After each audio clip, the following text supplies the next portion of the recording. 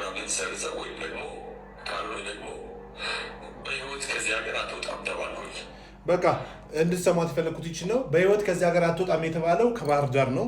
እንግዲህ ማን እንደሚያሳግተው ልጁ በግልጽ አልተናገረም፣ ግን እንደዚህ ተደረግኩኝ ያው ስፖርት ላይ ኮምፒቲሽን ላይ ያለ ሰው ነው የሚለው እሱ።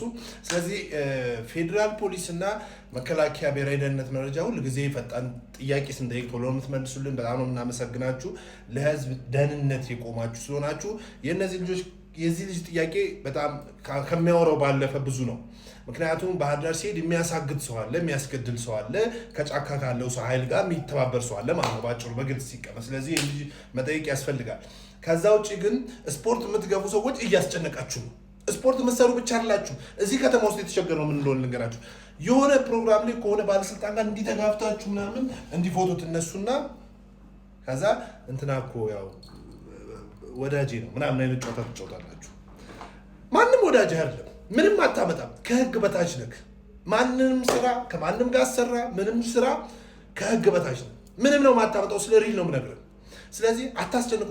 ወይ አንተ መተት አሰራበት ያኛው ምናና መተት አሰራ ያኛው ይመጣና እግራችሁ ቀጭን ከሆነ ስፖርት እዚህ ሀገር ውስጥ ጂምን ያስጀምራችሁት እናንተ ናችሁ የምትመስሉት አይደላችሁም።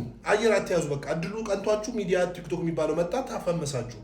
ምንድነው አየር የምትይዙት እየመጣችሁ በየሚዲያው? ከእናንተ ውጭ ብረት ገፊ እንዴ ድፍን ብሏል እኮ። ስፖርት ፖዚቲቭ ኢነርጂ ነው፣ መልካም ኢነርጂ ነው። መንግስት ጥሩ እድል አመቻችቷል። ምክንያቱም በቃ ስፖርት ላይ ወጣቱ እንዲሰራ ይህን እድል ተጠቅመ ዓለም ላይ ተጽዕኖ እንደመፍጠር እዚሁ መንደር ውስጥ እከክ ሆናችሁ አታስጨንቀን። ምንም ሁለታችሁ ምንም አታመጡ። አየር አትያዙ። በየሚዲያው እየመጣችሁ ወጠራችሁት እንዲነፋ ነው የምትደራረጉት፣ ትነፋፋላችሁ። በቃ ተውን። ይሄንን እኔ ልሰራበት የመጣሁበት ዋነኛው ምክንያቱ ይሄ ልጅ ታገትኩ ባህር ዳር ውስጥ አትወጣም በህይወት ተብዬ ነበረ ብሎ ስላለ ይሄ ህዝብና ይሄ መንግስት ደግሞ የሚመራው ሀገር ላይ እንደዚህ አይነት የመንደር ቁማራችሁን እዛ ተሰብስባችሁ እዛ የመጣችሁበት አካባቢ ሄዳችሁ ትጫወታላችሁ። ውሃ ጠጡ። በጣም ነው የምታሳፍሩት።